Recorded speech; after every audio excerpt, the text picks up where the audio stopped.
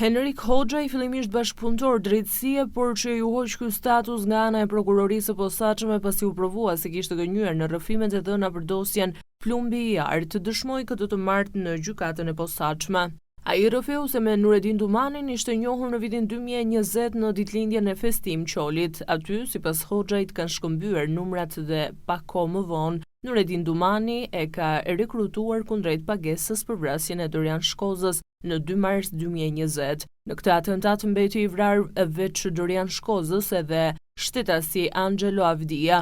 Hoxha i rrëfeu se Dumani i kishte thënë fillimisht se ekzekutimi i tyre ishte porosi e krymit, nofka me të cilën njihej Erion Alibej, por më vonë e kishte thënë se ishin problematika të tij. Në vrasjen e dyfisht, Henrik Hoxha i tha para gjykatës se veç ti kishte marrë pjesë edhe Elio Bitri, ndërsa Nuredin Dumani kishte ndjekur nga pas për të siguruar që ekzekutimi do të kryhej.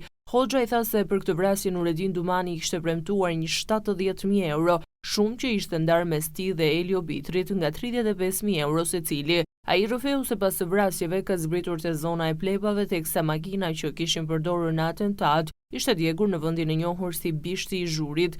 Hoxha i deklaroi se nuk është fshehur pas së vrasjeve dhe se ka jetuar edhe në Tiranë.